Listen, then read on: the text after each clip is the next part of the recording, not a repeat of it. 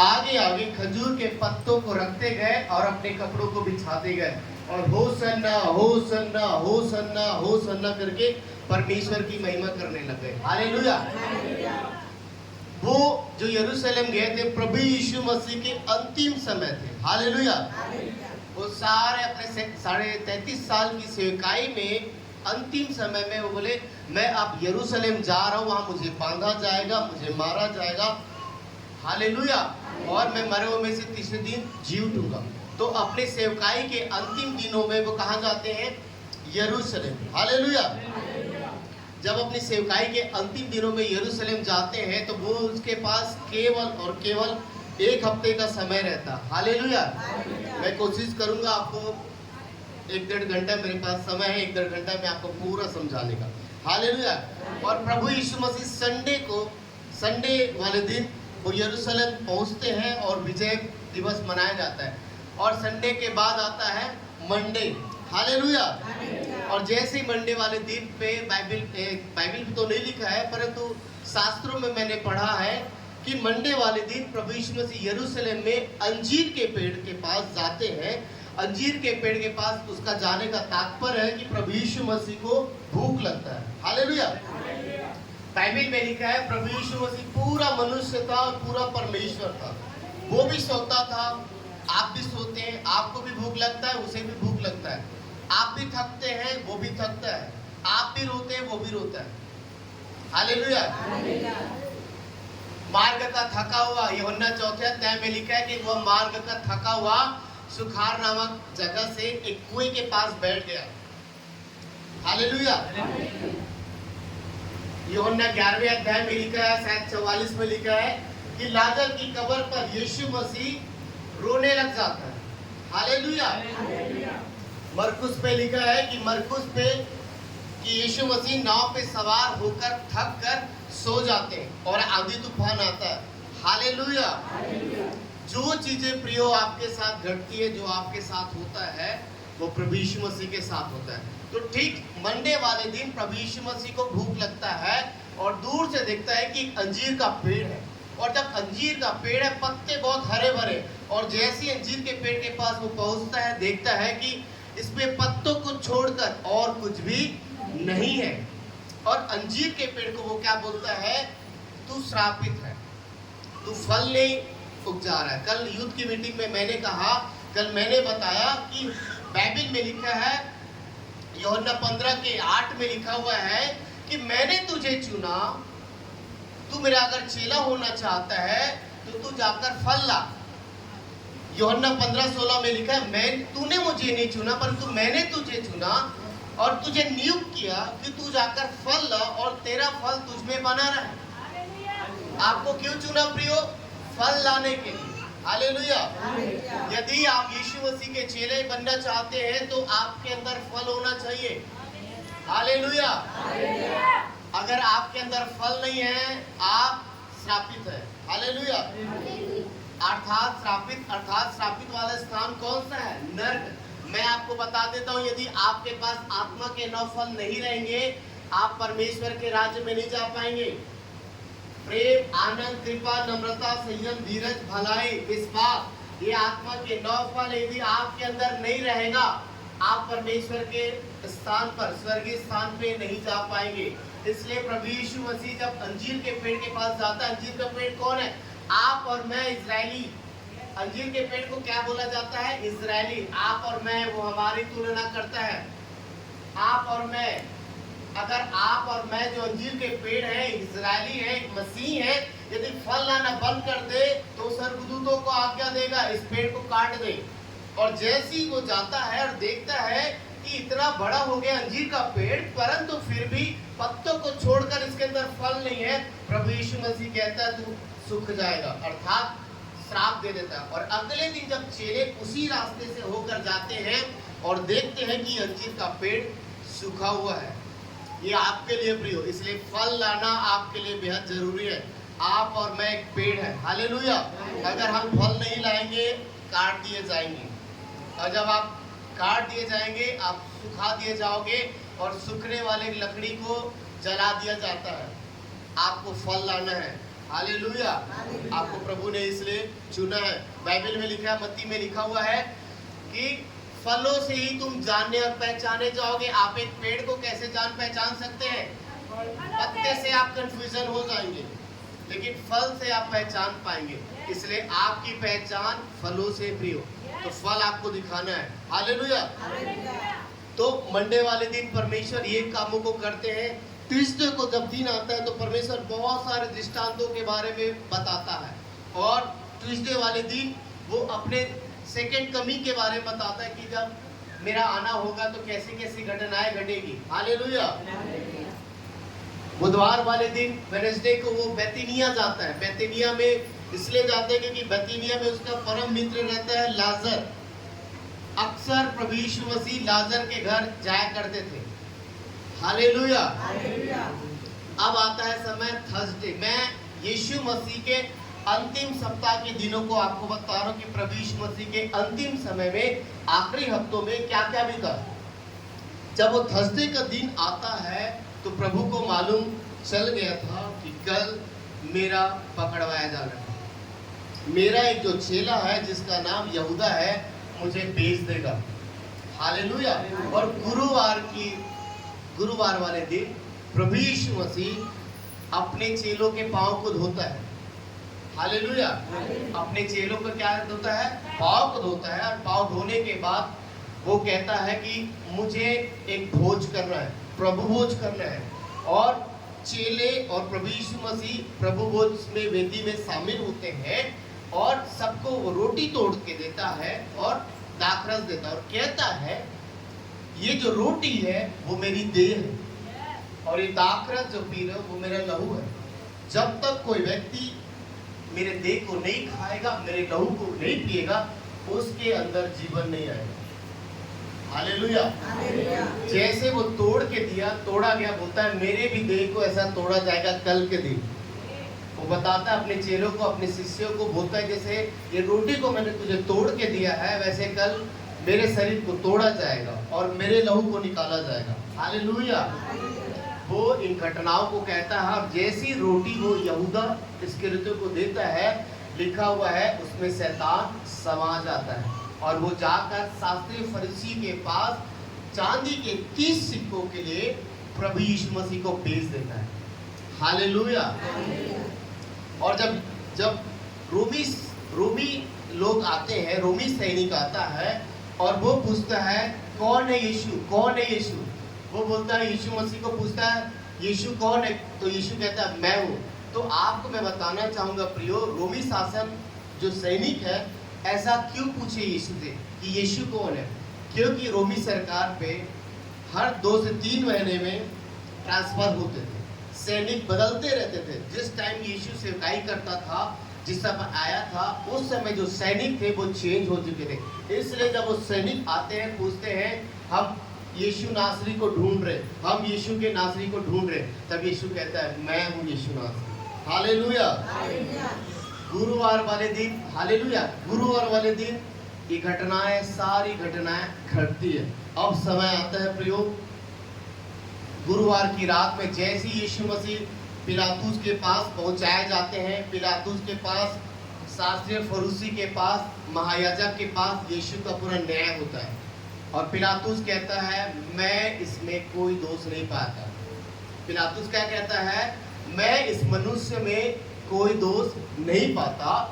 और छत के पास खड़ा होकर कहता है मैं तुम्हारे लिए एक व्यक्ति को छोड़ सकता हूं, क्योंकि उस पर्व के दिनों में एक नियम था एक व्यक्ति को छोड़ दिए जाने का, रहम छोड़ दिए जाने। तो वो कहता है मैं ऐसा करता हूँ, मैं तुम्हारे कारण मैं इस व्यक्ति को छोड़ देता हूँ। तब शास्त्री फरीसी लोग चिल्लाने लगे ही नहीं, इसे मत छोड़, इसे सूली पे लटका दे, हमारे लिए बरअब्बा को छोड़।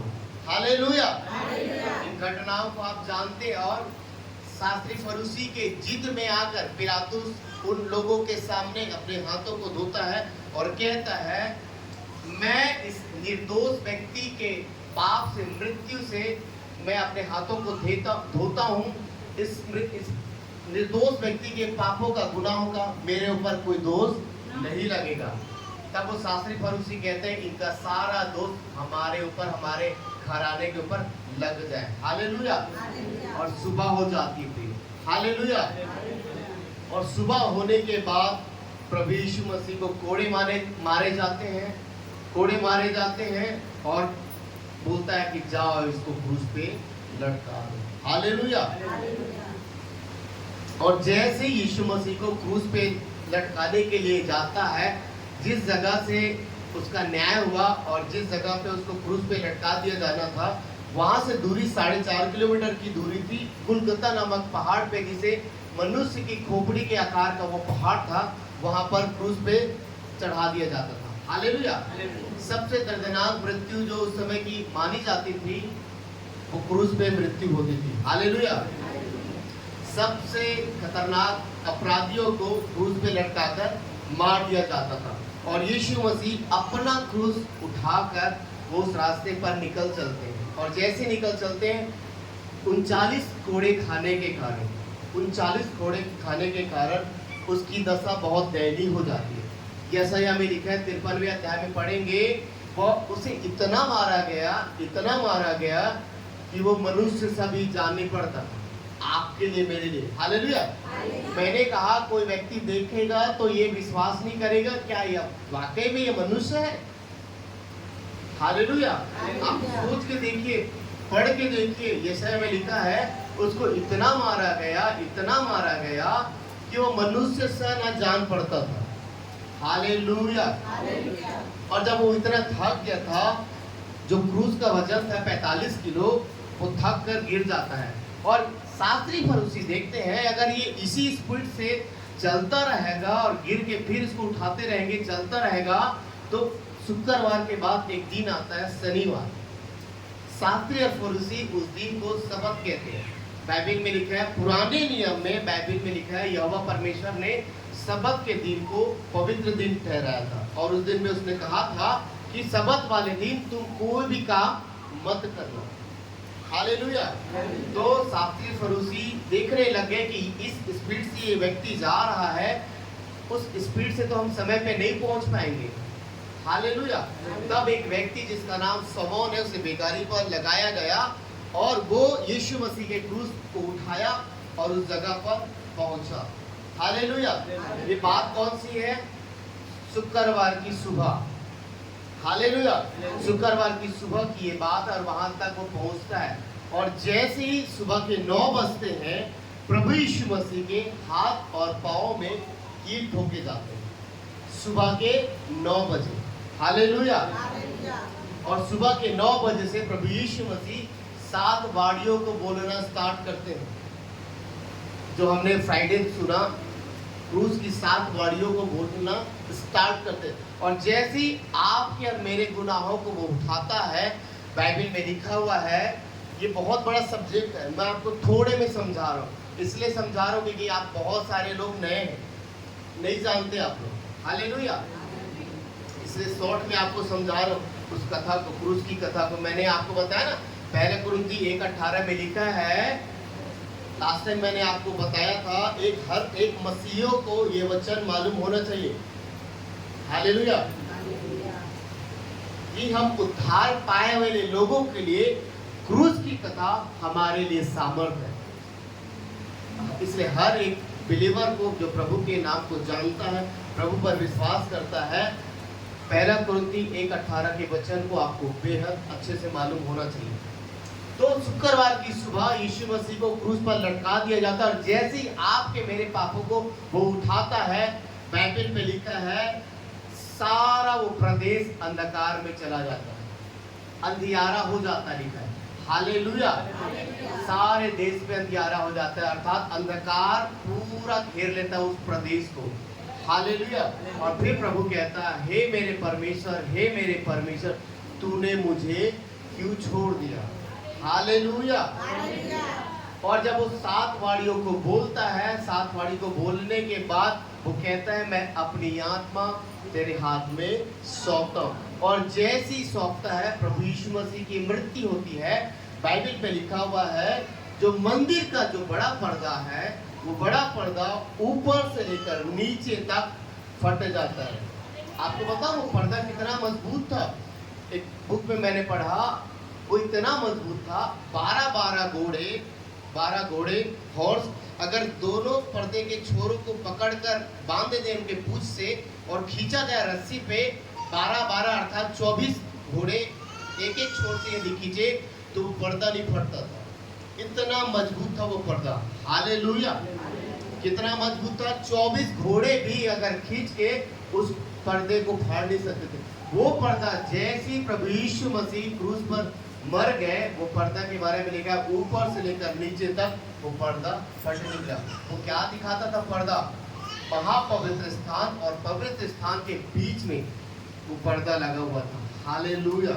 और जैसे प्रभु यीशु मसीह आपके मेरे गुनाहों को लेकर मरा, वो जो पर्दा, वो जो दूरी थी हमारे और परमेश्वर में, हमारे और स्वर्ग में जो एक गैप था, दूरी था, बाइबल में लिखा है इफिसियों 1:13 में लिखा है जो हम दूर थे हम प्रभु के लहू के द्वारा निकट आ गए।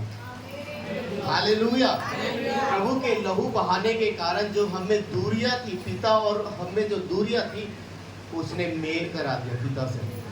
हालेलुया। आप बोलता है वो पर्दा फट गया, अब तुम कभी भी प्रभु यीशु मसीह के द्वारा परमेश्वर के पास तुम कभी भी जा सकते हो। हालेलुया। और जैसे पर्दा फटा, बाइबल में लिखा है उसके मरने के बाद उस जगह में, उस प्रदेश में, आसपास में भूकंप आ गया। हालेलुया। और भूकंप आने के बाद पवित्र लोग जी उठे। लिखा है जिनकी डेड बॉडी, मुर्दों की डेड बॉडी, कब्र में जितने पवित्र लोग थे, लिखा है वो लोग निकल गए, जी उठे। हालेलुया। और नगर पे गए और लिखा हुआ है लोगों ने उन्हें जीवित देखा। जो धर्मी थे, जो धर्मी व्यक्ति थे, पवित्र लोग थे, यीशु मसीह की मृत्यु के कारण उस जगह पर भूकंप आया और भूकंप आने के कारण वो उनकी कब्र टूट गई और टूटने के कारण वो पवित्र लोग, धर्मी लोग जी उठे और नगर में गए और लिखा है बहुतों ने उन्हें जीवित देखा। हालेलुया। और उसी दिन से मरे हुओं का पुनरुत्थान आ गया। हालेलुया। पढ़ देंगे इस वचन को, मत्ती 27:51 से 53। मत्ती 27:51 से 53 तक।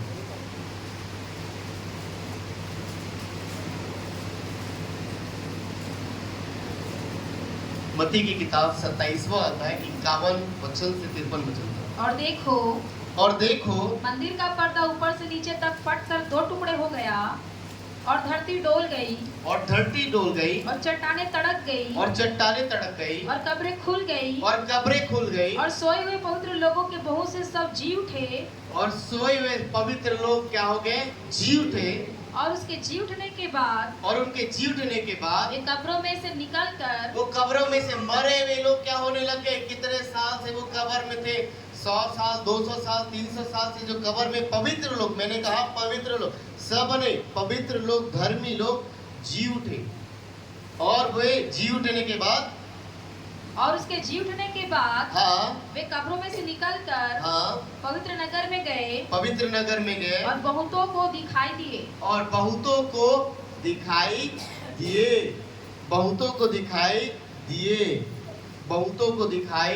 दिए। सब लोग देखे, पवित्र लोग। इसलिए पवित्र और धर्मी लोग कभी नाश नहीं होंगे, धर्मी लोग सदा जीवित रहेंगे। हालेलुया। धर्मी लोग सदा जीवित रहेंगे। आप और मैं धर्मी हैं, आप कभी मरेंगे नहीं, आपके ऊपर मृत्यु की कभी प्रभुता नहीं होगी, आप सदा जीवित रहेंगे। एक देह चला जाएगा, महिमा का देह आपको मिलेगा। हालेलुया। फिलिप्पी 3:21 में लिखा है आपको महिमा का देह दिया जाएगा। हालेलुया। और जैसे प्रयोग जी उठने के बाद वो लोग यरूशलेम में गए, उसके बाद एक घटना घटती है। उसके बाद घटना घटती है कि जब यीशु मसीह क्रूस पर कितने घंटे लटकाए गए थे, किसी को मालूम है? क्रूस पर प्रभु यीशु मसीह को 6 घंटे से ज्यादा लटकाए गए थे। सुबह 9 बजे उन्हें क्रूस पर लटकाया गया और 3 बजे दोपहर तक वो मर गए थे। हालेलुया। और यीशु मसीह को जब क्रूस पर लटकाया गया था, उसके सारे कपड़े, सारे कपड़े उतार दिए गए। एक भी उसके बदन पर कपड़ा नहीं था, एक भी उसके बदन पर कपड़ा नहीं था। और उस कपड़े को भी क्या करने लग गए, उस सैनिक लोग बांटने लग गए। क्यों बांटने लग गए? क्योंकि उसका कपड़ा बहुत महंगा था। हमारा यीशु गरीब नहीं था, उसके कपड़े बुने हुए थे, हाथ के बुने हुए। आज आप खरीदने जाओ, हाथ के बुने हुए कपड़े बहुत महंगे होते थे। वो चेले आपस में बांट लिए और वो गेम उस समय का खेलते थे, वो गेम खेलने लगे और जो जीतेगा कपड़ा उसका। यीशु मसीह के वस्त्र बहुत महंगे थे, बहुत कीमती थे। हालेलुया। वो आपस में क्या हो गए, बांट लिए। और बाइबल में लिखा है जब दोपहर के 3 बज गए, यहूदियों के कैलेंडर के अनुसार, हमारा यहूदियों के कैलेंडर के अनुसार शाम के 5 बजे के बाद उनका नेक्स्ट डे लग जाता है। उनको मालूम था कि 2 घंटे हमारे पास बचे हैं, 2 घंटे बाद क्या दिन स्टार्ट हो जाएगा, सबत का दिन। हम लोग क्या बोलते हैं, नया दिन, कि 12 बजे के बाद नया दिन लगेगा, ऐसे ही मानते हैं।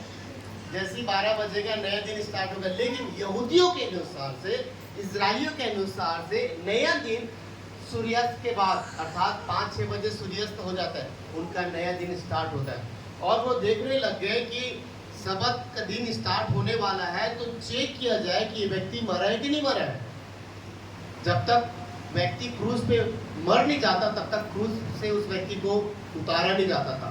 तब आपको मालूम है कि यीशु मसीह 2 डाकुओं के बीच में क्रूज पे चढ़ाया गया था। और जब एक डाकू के पास आया, चेक करता है तो देखता है कि वो डाकू क्या है, जिंदा है।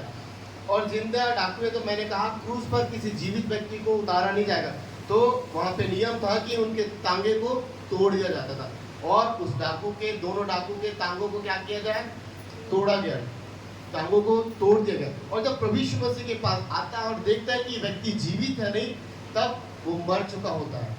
और कंफर्म करने के लिए एक व्यक्ति आता है भाला लेकर और यीशु मसीह के पंजर पर घोंपता है, बेधा जाता है। हालेलुया। चेक करने के लिए कहीं यीशु मसीह मरे कि नहीं मरे रियल में। हालेलुया। और जो व्यक्ति उसके पंजर पर भाला घोंपता है, बेधा जाता है, एक जगह लिखा है, मैंने पढ़ा, वो व्यक्ति एक आंखों से काना था, उसको दिखाई, और लिखा है जैसे ही पंजर पर भाला घोंपा जाता है, पहले क्या निकलता है, पानी। क्या निकलता है, पानी और लहू। और जैसे ही वो पानी निकलता है, एक बुक में मैंने पढ़ा, उसका पानी जैसे निकलता है, उस व्यक्ति के आंखों पर, बंद पड़े आंखों पर पड़ता है, वो अंधा व्यक्ति उसी घड़ी देखने लग जाता है। यीशु मसीह क्रूज पर भी चमत्कार किया, मरने के बाद भी। हालेलुया। और जैसे ही वो व्यक्ति जो है उसके पंजर को घोंपता, देखिए क्रूज तो ऊपर था, और जैसे ही घोंपता है, पानी निकला, उसका छिड़का हुआ पानी, अंदर का पानी जब उसकी आंखों पर पड़ा, जो व्यक्ति अंधा था, उस पानी के पड़ने के कारण वो अंधा व्यक्ति देखने लग गया। हालेलुया। तब वो कहता है ये निश्चय परमेश्वर का बेटा मसीह है। हालेलुया। गवाही कैसे होती प्रियो? जो चीजें हम अपनी आंखों से देखते हैं उन्हीं बातों की तो गवाही देते हैं। आपने, आपके साथ जो घटना घटी, उन्हीं बातों को तो आप गवाही दिए जो आपके जीवन में घटती। और वो व्यक्ति ने गवाही को माना। उससे पहले वो विश्वास नहीं कर रहा था कि धर्मी व्यक्ति है, ये वैसा है। लेकिन जैसे ही उसने क्रूज पर उस चमत्कार को पाया, उसने कहा ये निश्चय धर्मी व्यक्ति है। हालेलुया। ये परमेश्वर का पुत्र है, ये मसीह है। हालेलुया। एक जगह बाइबल पे लिखा है कि गवाही जो है पक्की मानी जाती है। हालेलुया। गवाही मानी जाती है। तो पहला यूहन्ना 5:8 में लिखा है, पहला यूहन्ना 5:8 में लिखा है, निकालेगा, पहला यूहन्ना 5:8 में लिखा है, गवाही देने वाले 3 लोग हैं। 3 चीजों से हम गवाही को माना जाता है। पहला यूहन्ना 5:8, गवाही देने वाले 3 हैं। गवाही देने वाले कौन है? 3 हैं। आत्मा, आत्मा और पानी, और पानी, और लहू, और लहू। और तीनों एक ही बात पर सहमत है। और तीनों एक ही बात पर क्या है? सहमत है। जब हम मनुष्यों की गवाही मान लेते हैं, हाँ, तो परमेश्वर की गवाही तो उससे बढ़कर है। हालेलुया। और परमेश्वर की गवाही यह है कि उसने अपने पुत्र के विषय में गवाही दी है। बस हालेलुया। अब मेरी ओर देखिए, गवाही देने वाले कौन है? तीन, आत्मा, पानी और लहू। गवाही, टेस्टमनी, जो आपके मेरे जीवन में घटना घटती है सच्चाई की नहीं, उसको गवाही दिया जाता है। जब यीशु मसीह बपतिस्मा लेने आए, बैप्टिज्म लेने आए, और जब बैप्टिज्म लेके जब बाहर निकले, पिता की ओर से जो आत्मा है, यूहन्ना 4:24 कहता है परमेश्वर कौन है? आत्मा। परमेश्वर कौन है? परमेश्वर कौन है? यूहन्ना 4:24 में लिखा है परमेश्वर तो आत्मा है। तो आत्मा जो परमेश्वर है, यहोवा परमेश्वर ने अपने इकलौते पुत्र के बारे में गवाही दी, ये मेरा प्रिय पुत्र है, ये मेरा प्रिय बेटा है। हालेलुया। आत्मा की गवाही हो गई, लेकिन दो चीजों की गवाही अभी बाकी है। किसका किसका? पानी और लहू का। इसलिए क्रूस पर दो गवाही जो बची हुई थी, जैसी पंजर भेदा गया उसके बॉडी पे, लहू और पानी निकला। तो गवाही, आत्मा की गवाही पूरी हो चुकी थी, लहू की गवाही बाकी थी, वो हो गई, और पानी की जो गवाही बाकी थी वो भी पूरी हो गई। मतलब जितनी भविष्यवाणी इस बाइबल में प्रभु यीशु मसीह के लिए लिखी गई थी, प्रभु यीशु मसीह ने हर भविष्यवाणी को अपनी देह में पूरे किया। हालेलुया। व्यवस्था क्या था? व्यवस्था देह में पूरा किया जाता था, और यीशु मसीह ने सारी व्यवस्थाओं को अपनी देह में लेकर पूरी किया। हालेलुया। एक भी ऐसी भविष्यवाणी मिस नहीं हुई है, उसने सारी भविष्यवाणी को क्या किया है? पूरा किया है। Hallelujah, hallelujah. गवाही प्रियो, ये चीजें हैं। गवाही रियली है परमेश्वर। तो जैसे यीशु मसीह को पंजर घोंप के देखा जाता है कि रियल में मर गया, और जान गए कि ये व्यक्ति क्या हो गया? मर गया, और उसको क्रूस से उतार दिया जाता है। हालेलुया। जब क्रूस से उतार दिया जाता है, तब शास्त्री फरीसी बोलने लग गए, हमने इस व्यक्ति को क्या बोलते हैं बताओ? मेरे प्रभु यीशु मसीह को। ये भरमाने वाले व्यक्ति ने एक बार बोला था कि मैं मंदिर के विषय में बोला था, इस मंदिर को मैं 3 दिन में ढा दूंगा और 3 दिन में फिर से इसे बना दूंगा। तो ये कहीं ऐसा ना हो जाए, अगर हम ऐसी इसकी डेड बॉडी को छोड़ दें, और अगर ये ऐसी रह गए तो इसके चेले लोग क्या करेंगे? चोरी करके ले जाएंगे इसकी बॉडी को, और लोग कहेंगे कि ये सही में जी उठा। और पिलातुस के पास जो उस समय का राज्यपाल था, वो शास्त्री फरीसी जाकर कहने लग गए, हे प्रभु, पिलातुस से कहने लग गए कि ऐसा करिए, हमें सुरक्षा चाहिए, हमें सुरक्षा कर्मी चाहिए, हमें बॉडीगार्ड चाहिए, ताकि हम इसके कब्र पर रख दें।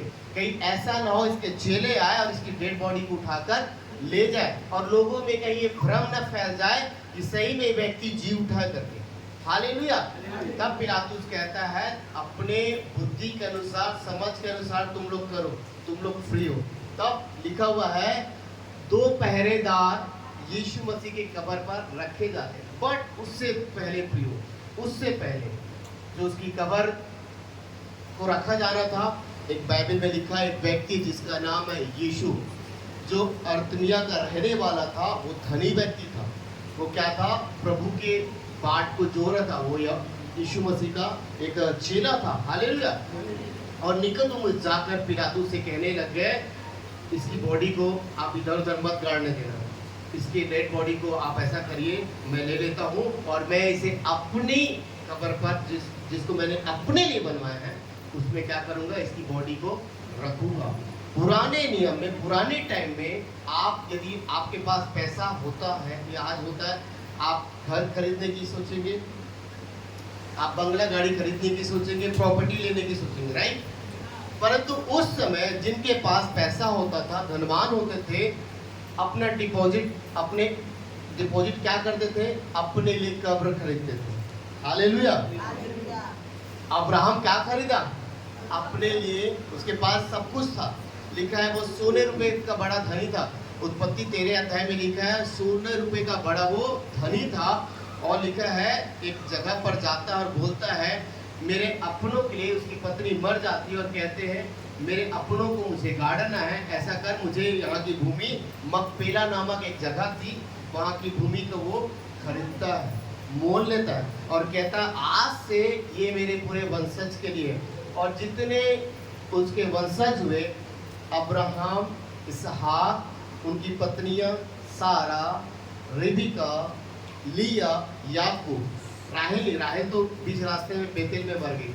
जितने इनके वंशज थे सबकी डेड बॉडी को वहीं रखा गया। Hallelujah, hallelujah. तो वो जो यूसुफ है, अरमतिया का रहने वाला एक धनी व्यक्ति है, यीशु मसीह की बॉडी को अपनी बनाई हुई कब्र पर रखता है। और पहले कब्र कैसे बनाई जाती थी? चट्टानों को खोदकर। हालेलुया। कब्र कैसे बनाई जाती थी? चट्टानों को खोदकर। छोटे मोटे गरीब लोग अपने लिए कब्र नहीं बना सकते थे, धनी व्यक्ति ही कब्र बना सकता। तभी एक भविष्यवाणी पूरी नहीं हुई कि मरने के समय वह धनी का संगी हुआ। आप सुने कि नहीं सुने भविष्यवाणी कि मरने के बाद प्रभु यीशु मसीह धनी का संगी हो। धनी व्यक्ति कौन था? यीशु। हालेलुया। अब प्रभु यीशु मसीह को क्या कर दिए गए हैं प्रयोग? लटका कब्र पे रख दिए गए। यीशु मसीह कहाँ रख दिए गए हैं? किसकी कब्र है? यीशु नामक एक धनी व्यक्ति की कब्र पर रख दिया गया है। और कब्र कैसे बनाई जाती है? मिट्टी खोद कर नहीं, पहले चट्टान को खोद कर बनाया जाता है, एक कमरा टाइप का। और उस कमरा टाइप का, और उस समय तो सीमेंट बना नहीं था, और उस कब्र के ढकने के लिए बड़ा पत्थर होता था। इसलिए लाजर के पास यीशु मसीह जाता और बोलता नहीं है इसकी कब्र से पत्थर हटाओ, तब उसकी बहन बोलती प्रभु नहीं, इसको मरे हुए 4 दिन हो चुके हैं, दुर्गंध आएगी। प्रभु कहता है जा ये पत्थर को हटा दे। ठीक वैसी कब्र जो बनाई जाती थी पुराने समय में, चट्टान को खोद कर बनाया जाता था और उसे पैक करने के लिए, बंद करने के लिए पत्थर रखा जाता था। दानियल को जब सिंहों के ईमान में रखा गया तो बड़ा पत्थर रखा गया है। हालेलुया। उस समय दरवाजे नहीं बने थे तो बड़ा पत्थर रखा हुआ था। हालेलुया। और यीशु मसीह कहाँ है? कब्र के अंदर। हालेलुया। ये कब की घटना है? फ्राइडे। मैं आपको फ्राइडे, संडे से लेकर आपको फ्राइडे तक बताइए घटना कब का है? फ्राइडे 3 बजे यीशु मसीह की मृत्यु हुई। मृत्यु होने के बाद उसे सूर्यास्त के पहले कब्र पर रख दिया गया। अगले दिन क्या था? सबत। अगले दिन क्या था? शनिवार को सबत वाले दिन में ऐसी मान्यता है यहूदियों की कि उस दिन कोई भी काम नहीं करना। और यीशु मसीह की कब्र पर कोई नहीं आया। और जैसे ही फ्राइडे बीता, सूर्यास्त के बाद शनिवार बीता, संडे की सुबह, हालेलुया, संडे की सुबह 3 महिलाएं, बहुत ध्यान से सुनिएगा, अभी का जो मैसेज अब स्टार्ट हो रहा है बहनों के लिए है। हालेलुया। बहनों के लिए है, बहनों के लिए। बहनें लोग बहुत ध्यान से सुनिएगा। अंतिम समय में लिखा है कि स्त्री अपने पतियों की, पुरुषों की रक्षा करेंगी। हालेलुया। इसलिए मैंने बहुत ध्यान से सुनिएगा, अभी का मैसेज बहनों वाले स्टार्ट हो रहा है। तो जैसी संडे वाला मॉर्निंग हुआ, लिखा है भोर के समय 3 महिलाएं, मरियमी नाम है तीनों का। हालेलुया। 3 महिलाएं जो है यीशु मसीह के कब्र पर सुगंध द्रव लेकर आती है। ये सुगंध द्रव क्या है? उस समय डेड बॉडी पर मसाले भरे जाते थे, सुगंध द्रव, ताकि डेड बॉडी से बदबू ना आए। अगर आप YouTube पे देखेंगे, सर्च करेंगे, तो जो मिस्र वाले हैं, मम्मी बोलते हैं, मम्मी बहुत टाइम तक वो हड्डियों को बचा के रखते हैं ताकि हम जाएं और बदबू ना आए करके। तो ऐसा गंधरस डाला जाता है, ऐसा बॉडी उस पर डाला जाता है ताकि मरे हुए बॉडी से भी क्या नहीं आता था? बदबू। हालेलुया। तो 3 स्त्रियां संडे की सुबह, भोर की सुबह द्रव्य लेकर उस कब्र के पास जाती है जहाँ पे कौन बंद है? यीशु मसीह। हालेलुया। और जैसे ही यीशु मसीह की कब्र पर वो लोग पहुँचते हैं और रास्ते पे ये तीनों बहनें आपस में बात करती हैं कि हमारे लिए कौन उस बड़े पत्थर को हटाएगा। आपस में आके क्या बात कर रहे हैं रास्ते पर कि कौन हमारे लिए उस बड़े पत्थर को हटाएगा। हालेलुया। पढ़ देंगे। बड़ा पत्थर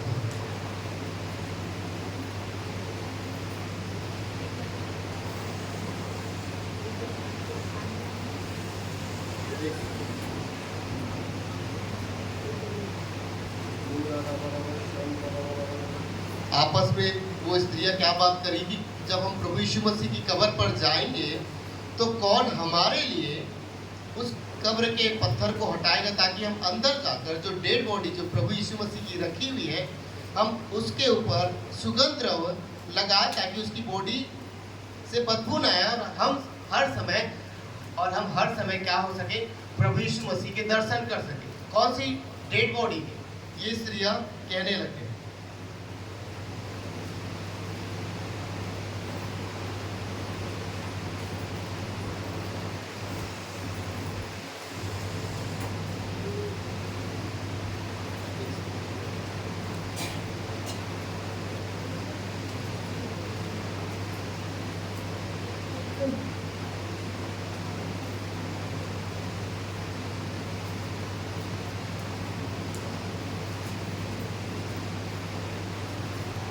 हाँ, मैं लिखा नहीं था नोट, मैं तो ऐसे ही प्रभु की आत्मा से प्रचार करता हूँ, इसलिए ढूंढने लगा। मरकुस 16 अध्याय 1 से वचन पढ़ेंगे। 16:1 से 16:1 मरकुस 16:1। जब सब्बात का दिन बीत गया, शनिवार वाला दिन जब बीत गया, संडे वाली मॉर्निंग की बात आई, जब सब्बात का दिन बीत गया तो मरियम मगदलिनी हाँ और याकूब की माता मरियम हाँ और सलोमी ने सुगंधित वस्तुएं मोल ली हाँ कि आकर उस पर मले। आकर किस पर मले? प्रभु यीशु मसीह की डेड बॉडी पर। यीशु मसीह अभी कहाँ है? मरा हुआ है, कब्र के अंदर मरा हुआ है। क्या करने आ रहे हैं?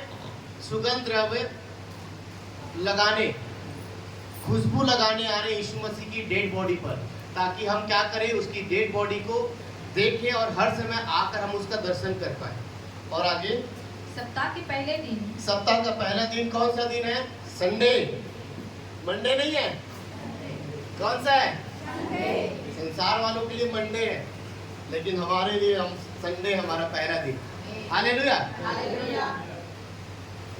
परमेश्वर ने 6 दिन में मनुष्यों को बनाया, सारे कामों को किया, और 7वें दिन क्या पाया, क्या लिया? तो कौन सा दिन है विश्राम वाला? संडे हमारा पहला दिन है। हम संसार वाले नहीं है, हम गॉड वाले हैं। हालेलुया। तो पहला दिन, सप्ताह का पहला दिन मतलब संडे। पढ़ो आगे। सप्ताह के पहले दिन, सप्ताह के पहले दिन बड़े भोर, जब सूरज निकला ही था, हाँ वे कब्र पर आई, वही स्त्रियां कब्र पे आई और आपस में कहती थी, और आपस में कह रही थी रास्ते पे, हमारे लिए कब्र के द्वार पर से पत्थर कौन लुढ़काएगा? हमारे लिए यीशु मसीह के पास हमें जाना है, परंतु हम तो 3 ही स्त्रियां हैं और हमारे पास ताकत नहीं है कि इतना बड़ा पहाड़ को हम पत्थर को कैसे हटाएं, ताकि प्रभु यीशु मसीह के पास आए। बात ही कर रहे हैं, आपस में क्या कर रहे हैं? बात कर रहे हैं। हालेलुया। और आगे जब उन्होंने आंख उठाई हाँ तो देखा ये पत्थर लुढ़का हुआ है। हालेलुया। अब जैसी वो तीनों स्त्रियां आपस में सुगंध द्रव्य लेकर सब आ रही थी, प्रभु यीशु मसीह की डेड बॉडी पर रखेंगी, और जैसे ही उस कब्र वाले स्थान पर आके देखते हैं तो देखते हैं कि वो कब्र का जो पत्थर है वो हटा हुआ है। हालेलुया। कुछ होना स्टार्ट हो गया है। कब्र पर जो बड़ा पत्थर है आके देखते हैं वो हटा हुआ है, और हटने के बाद जब वो जाके देखते हैं, 3 स्त्रियां जाके देखते हैं तो 2 स्वर्गदूत, एक स्वर्गदूत है जहाँ पे यीशु मसीह की डेड बॉडी को रखा गया था, एक स्वर्गदूत उसके सिरहाने पर और दूसरा उसके पांव के पास बैठा हुआ था, और एक स्वर्गदूत बाहर था। कितने स्वर्गदूत आए थे यीशु मसीह को जिलाने के लिए? उसके कब्र के पत्थर को हटाने के लिए 3 स्वर्गदूत। एक बाहर पे स्वर्गदूत था, 2 स्वर्गदूत अंदर थे, एक यीशु मसीह के डेड बॉडी के जहाँ पे रखा हुआ था उसके सर के पास, और एक उसके पांव पर रखा था। वो कैसे कपड़े पहने थे? चमकीले वस्त्र पहने हुए थे। हालेलुया। और आगे तो देखा कि पत्थर लुढ़का हुआ है। वह बहुत ही बड़ा था। वो बहुत ही छोटा सा भी पत्थर आपके लिए, इतना भी बड़ा पत्थर बहुत भारी नहीं हो जाता, खासकर बहनों के लिए। हालेलुया। तो इतना बड़ा पत्थर था, वो सोचने लग गया कौन हमारे लिए उस पत्थर को हटाएगा। चिंता मत करो, आपको स्वर्गदूत दिए गए। हालेलुया। आज बहुत सारे लोगों जिनका मरा हुआ है प्रार्थना जीवन, आशीष मरा हुआ है और कब्र के अंदर रखा हुआ है। सोच रहे हो इतना बड़ा कर्जा कैसे ठीक होगा, कौन बचाएगा, कौन निकालेगा? स्वर्गदूत आएगा। हालेलुया। क्योंकि आपका चंगाई, आपका आशीष, आपका बरकत, आपका जीवन, आपका आशीष जो प्रभु यीशु मसीह है अंदर है। हालेलुया। जिलाने के लिए परमेश्वर स्वर्गदूतों को भेजेगा। हालेलुया। और जैसे ही आए आगे, कब्र के भीतर जाकर उन्होंने एक जवान को श्वेत वस्त्र पहने हुए, ये स्वर्गदूत है, ये मनुष्य, ये स्वर्गदूत जो है, मैंने कहा स्वर्गदूत 4 प्रकार के स्वर्गदूत होते हैं, पंखे वाले, करूब वाले, बहुत प्रकार के। कुछ एक स्वर्गदूत है जिन्हें परमेश्वर ने मनुष्यों के समान दिखने वाले बनाए। वो मनुष्य के समान रहते हैं, मनुष्य के खाने को खाते हैं, भोजन को करते हैं। तो ऐसे जवान को देखा, वो स्वर्गदूत है। आगे, जवान को श्वेत वस्त्र पहने हुए दाहिनी और बैठे देखा और बहुत चकित हुई। बहुत चकित हो गई वो स्त्रियां। उन्होंने उनसे कहा चकित मत हो। स्वर्गदूत ने उन स्त्रियों से कहा चकित मत हो, आश्चर्यचकित मत हो। तुम यीशु नासरी को जो क्रूस पर चढ़ाया गया था ढूंढती हो। वह जी उठा है, यहाँ नहीं है।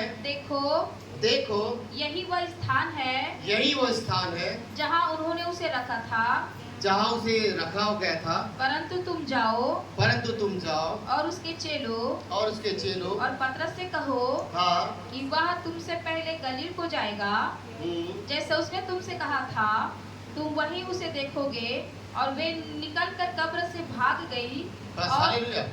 और मेरी ओर देखो, ये जो है मरकुस, लूका, यूहन्ना, चारों में इसके बारे में लिखा हुआ है।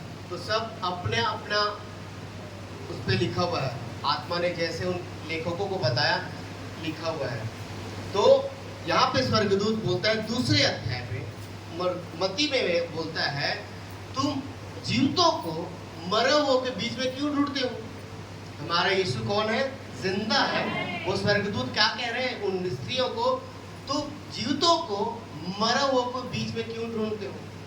हालेलुया। जब